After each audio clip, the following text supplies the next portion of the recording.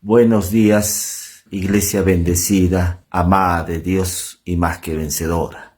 El tema de este día es el Espíritu que vive en tu vida jamás te abandona. El texto bíblico se halla en la carta de Hebreos capítulo 13 versículo 5 y dice así: no te dejaré ni te desampararé. En estas palabras escritas en esta carta de Hebreos no hacen sino darnos seguridad de nuestra salvación, seguridad de nuestra unión en Cristo y seguridad de quien vive en nosotros. En el Antiguo Testamento, el rey David habló en estas palabras que decían: no quites de mí tu Santo Espíritu.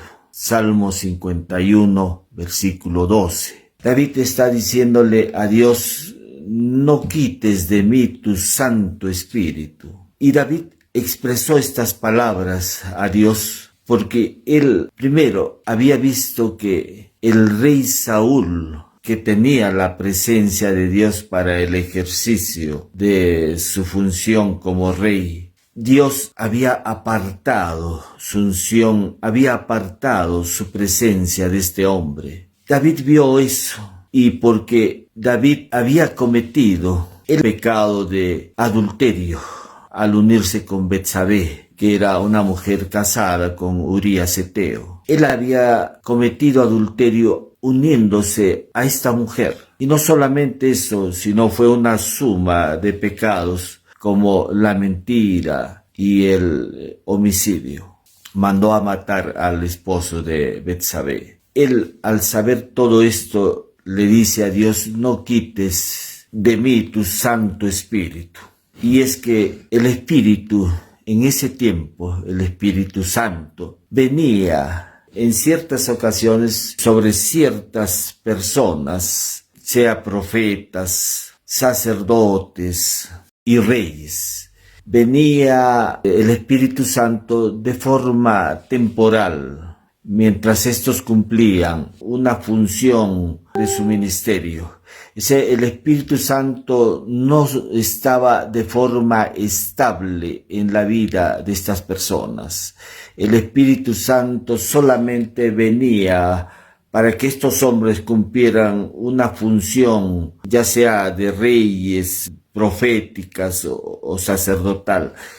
Solamente la presencia del Espíritu era de forma temporal. Hoy en día muchas personas también le dicen a Dios: no quites de mí tu Santo Espíritu, pero no están entendiendo de que el Espíritu Santo solamente en ese tiempo la presencia de él era de forma temporal. Ya desde las confesiones proféticas ya se anunciaba algo nuevo. En Ezequiel 36:26 dice: os daré corazón nuevo y pondré espíritu nuevo dentro de vosotros. Y pondré dentro de vosotros mi espíritu, y haré que andéis en mis estatutos, y guardéis mis preceptos, y los pongas por obra. Ezequiel 36:27. Ya Ezequiel hablando que en un tiempo venidero lo que iba a ocurrir es que Dios iba a poner su espíritu dentro del creyente. Y la presencia de su espíritu, porque dice Ezequiel, el siguiente versículo 27 dice: pondré dentro de vosotros mi espíritu y haré que andéis en mi palabra. Solamente la presencia de Dios en nuestra vida puede permitir que podamos andar en su palabra. Pero está hablando de que la presencia de Él iba a ser puesta en el creyente. Ya se anunciaba desde el tiempo de este profeta Ezequiel que Dios iba a poner su espíritu en la vida del creyente. Ya estaba siendo anunciada. Y ya con la venida pues de nuestro Señor Jesucristo, Él empieza también a anunciar en el Evangelio de Juan, capítulo 14, versículo 16, y dice: y yo rogaré al Padre, y os dará otro consolador, para que esté con vosotros para siempre.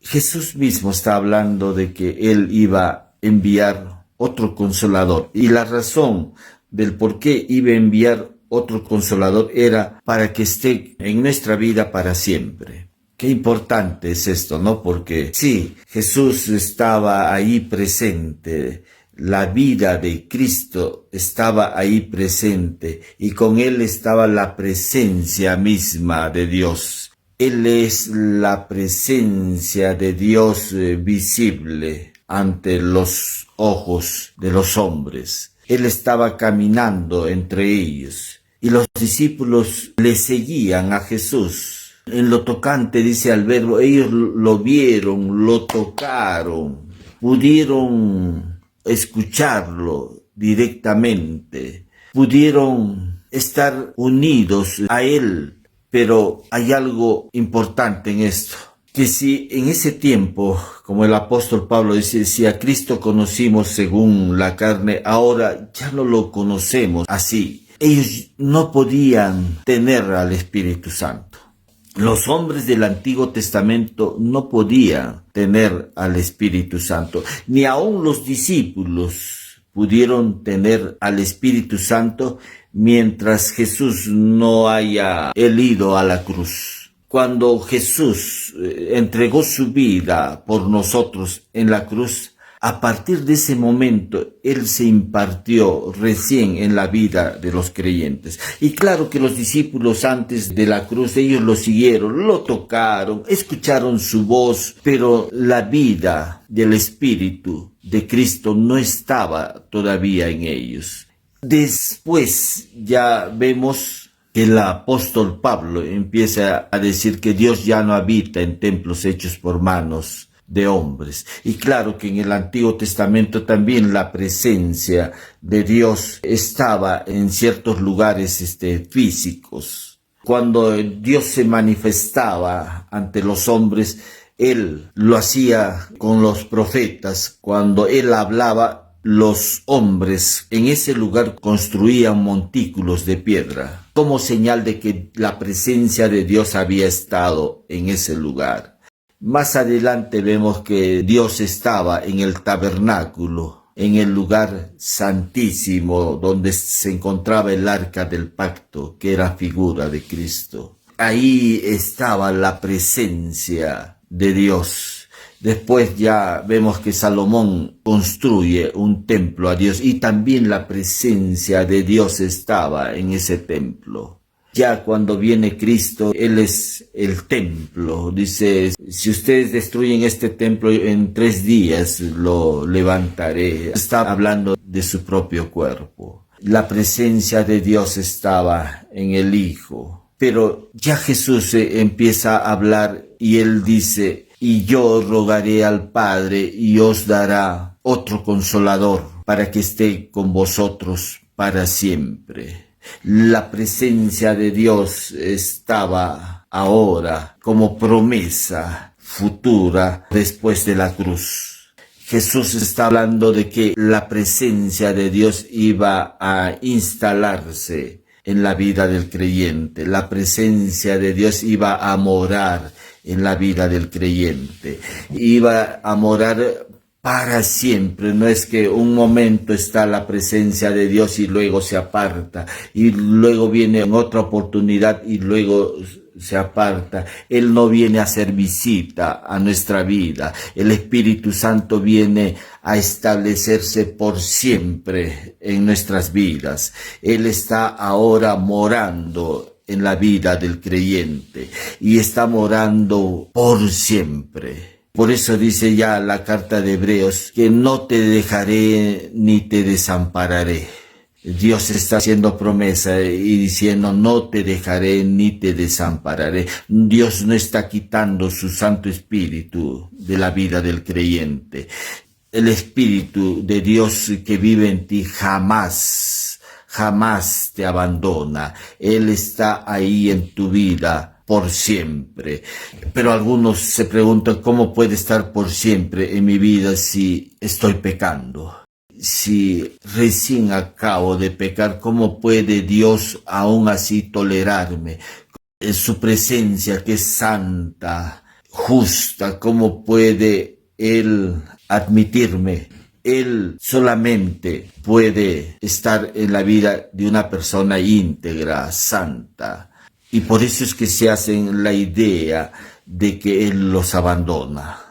Y es que no se ha entendido que la promesa que está hablando aquí Hebreos 13:5 dice, no te dejaré ni te desampararé. Dios está hablando, Dios está diciendo, no te dejaré ni te desampararé. Es Dios y lo dice en razón de que hemos sido sellados. Dice, en Él fuisteis sellados con el Espíritu Santo de la promesa, Efesios 1:13. Dios nos ha sellado y este sello es para siempre. Este sello indica pertenencia. En este sello está la misma presencia de Dios. Este sello garantiza la presencia de Dios en nuestra vida. Él no quita ese sello. En ese sello nos está indicando la permanencia de su Santo Espíritu en nuestra vida. Dios nos ha colocado en su Hijo amado. Por eso es que 1 Corintios 1:30 dice, mas por Él estáis vosotros en Cristo Jesús. Tu vida está en Cristo Jesús. O cuando Colosenses 3:3 dice, porque habéis muerto y vuestra vida está escondida en Cristo. Tu vida está ahora en Cristo. Dios con el único que se relaciona es con su Hijo Jesucristo. Y nosotros por un acto divino, por un acto de gracia, hemos sido colocados en el Hijo. Y Dios empieza a relacionarse con su Hijo Jesucristo. Él nos ve en su Hijo amado. Y cuando Él está viendo a su Hijo amado, Él está viendo santidad, justicia. Él no está viendo ningún pecado en nosotros, porque el sacrificio de Cristo fue único y suficiente. Jesús cuando venga por segunda vez, Él no va a venir a resolver el problema de los pecados del hombre. Por eso es que dice la carta de Hebreos, pero Cristo, habiendo ofrecido una vez para siempre un solo sacrificio por los pecados, se ha sentado a la diestra de Dios. Hebreos capítulo 10, versículo 12.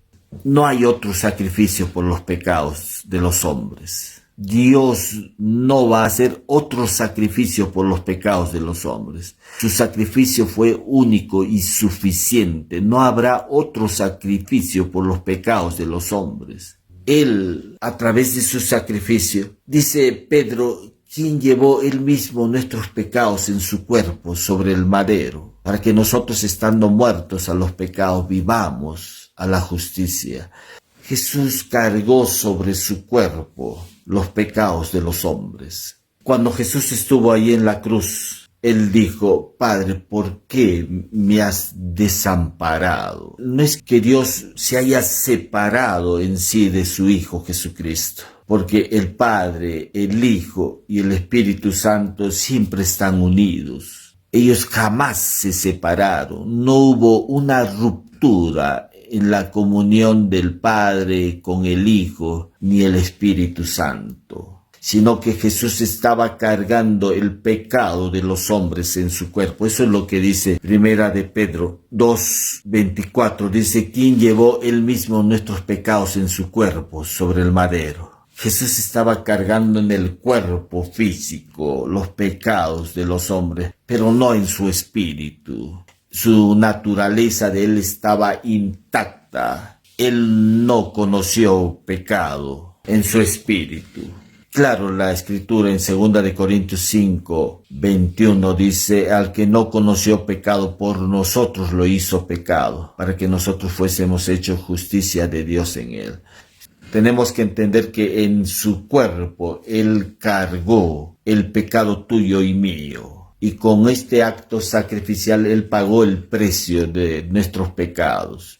Y Dios, a partir de ese momento, cuando nosotros pasamos por la cruz, cuando se da nuestra conversión, a partir de ese momento, Él nos ve en su Hijo amado. Y en su Hijo amado, Él no está viendo ahora ningún pecado. Si tú estás creyendo de que cuando pecas, Dios aparta su presencia de tu vida, estás equivocado. Porque si tú consideras que Dios aparta su presencia, vano sería el sacrificio de Cristo. Él en la cruz resolvió ya el problema de los pecados de los hombres, el pecado tuyo y mío. Él no está viendo ningún pecado. Dios está viendo solamente a su Hijo.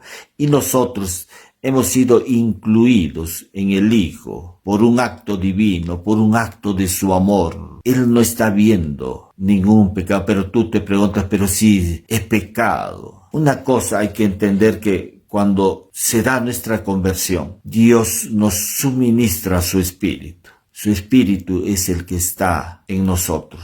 Su Espíritu está en nuestro espíritu. Su Espíritu tiene una naturaleza. Esta naturaleza es divina. Nosotros portamos ahora la naturaleza divina. Es Dios con nosotros. Somos portadores de esa vida de Él. Cuando Pablo dice, ¿no sabéis que sois templos y que el Espíritu de Dios mora en vosotros? Él está en nosotros. Su Santo Espíritu está en nosotros. Y su Santo Espíritu que vive en tu vida jamás te abandona. No te dejaré ni te desampararé, dice la Escritura. Él está ahí morando en nosotros. Esta naturaleza no está inclinada a hacer lo malo. Cosa distinta es en el inconverso. Él es guiado por una naturaleza pecadora. Es como el cerdo. Si al cerdo lo colocamos en el fango, en el barro, él se revolcará ahí en el cieno, porque eso forma parte de su naturaleza. Pero si pusiéramos una oveja en el fango, ahí en el cieno, la oveja de repente toca ese barro, pero como no forma parte de su naturaleza, la oveja tratará de limpiarse, porque eso no forma parte de su naturaleza. Igual manera el creyente es portadora de la naturaleza divina, y esa naturaleza divina no lo va a llevar pues a pecar. Todos nuestros pecados, como dice el apóstol Pablo, y Él os dio vida perdonando todos los pecados, en Colosenses capítulo 2, versículo 13. Todos nuestros pecados han sido perdonados, pero portamos la naturaleza divina, y esa naturaleza divina lo que va a causar en nosotros es que nos apartemos del pecado, no por nuestras propias fuerzas. Este es un acto también divino. Portamos la naturaleza divina. La presencia de Dios habita en nosotros, la presencia de Dios vive en nosotros. El apóstol Pablo, ya hablando en las cartas, y más cuando el apóstol Pablo dice que el misterio que había estado oculto desde siglos y edades, pero que ahora ha sido manifestado a sus santos, a quienes Dios quiso dar a conocer las riquezas de la gloria de este misterio, que es Cristo en vosotros, la esperanza de gloria. Está hablando ya Cristo en vosotros, Cristo, cosa que esto no había sido revelado antes. Los discípulos todavía no estaba en ellos claro, pero ya el apóstol Pablo de Dios le hace ver lo que Ezequiel decía: y pondré mi espíritu dentro de vosotros, y haré que andéis en mis estatutos y guardéis mis preceptos y los pongáis por obra. Es la vida del Espíritu de Dios en nosotros, que nos ha sido dado de forma permanente. Es el obrar del Espíritu de Dios en nosotros el que va a hacer que incluso vivamos en la palabra de Dios, que vivamos en obediencia, en fidelidad a Dios. Es su presencia la que garantiza eso, y Dios nos ha dado su Santo Espíritu. La cruz es la que garantiza su presencia en nuestra vida. Entendamos eso, es que la cruz es la que garantiza la presencia de Dios en nuestra vida. No es nuestras buenas acciones,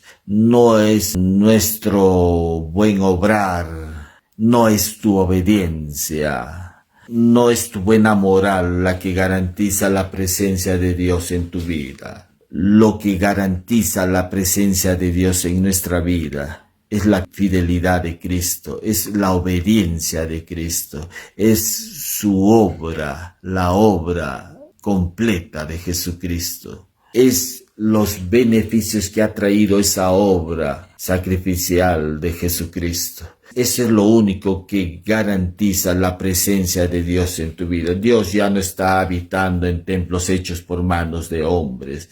A Dios le ha placido ahora habitar en nuestros corazones. Le ha placido habitar en nuestra vida. Y Él, cuando ha entrado a nuestra vida, lo ha hecho para siempre. No hay algo que nos pueda apartar de su presencia. No te dejaré ni te desampararé. Esa es promesa de Dios.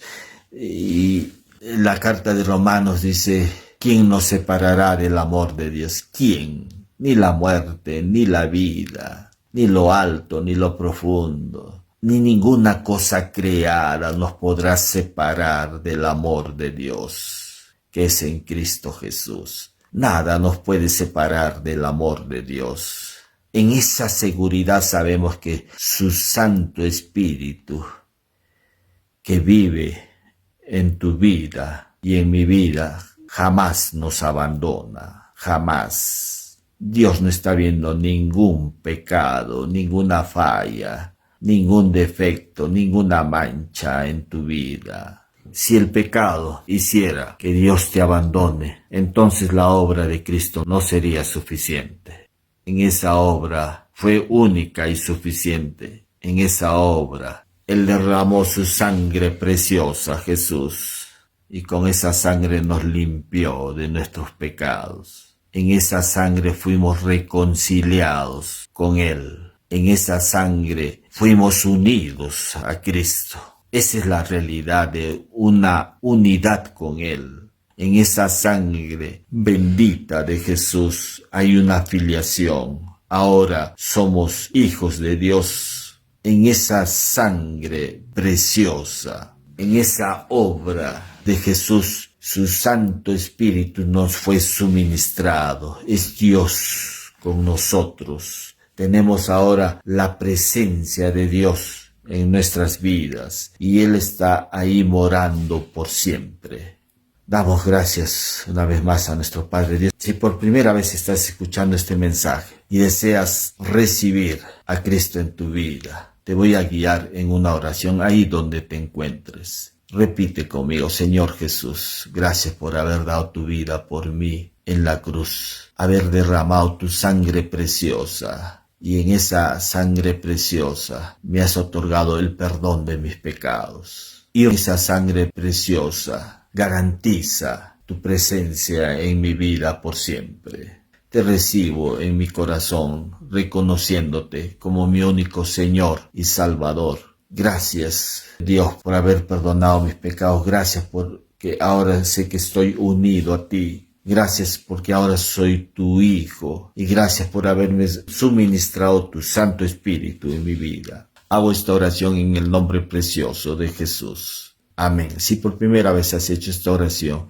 pídele al amado Espíritu Santo para que te guíe a una iglesia cristiana, donde puedas crecer en gracia y en el conocimiento de nuestro Señor y Salvador Jesucristo. Voy a orar también por salud ahí donde te encuentres, cualquiera sea tu problema de salud. La obra de Cristo también fue suficiente porque en ese acto divino, en ese acto sacrificial, Él derramó su sangre preciosa y con esa sangre Dios ya nos ha suministrado la sanidad. Lo único que tienes que hacer es tomarla, recibirla. Voy a orar ahí donde te encuentres. Solamente di: recibo mi sanidad en el nombre de Jesús. Papá, ponemos en tus manos, Señor, lo que tú has llevado en la cruz. Problemas del hígado, riñones, pulmones, vesícula, páncreas, problemas en las funciones cerebrales, parálisis, la visión, audición. Por la llaga de Cristo te declaramos sano, sana. Señor Dios, también problemas de aquellos que tienen problemas de bajo en sus defensas, en la inmunidad, Señor, nuevamente sean restaurados. Problemas en las articulaciones, ligamentos, músculos, tendones, en los huesos, Señor, sean restaurados por la sangre preciosa de Jesús. Te declaramos sano en el nombre de Jesús. Señor, te damos gracias una vez más por la sanidad. Gracias por todo lo que tú has logrado por nosotros a través de tu sacrificio en la cruz. Nos despedimos, iglesia bendecida, amada de Dios y más que vencedora. Nos estamos viendo la próxima semana. Bendiciones.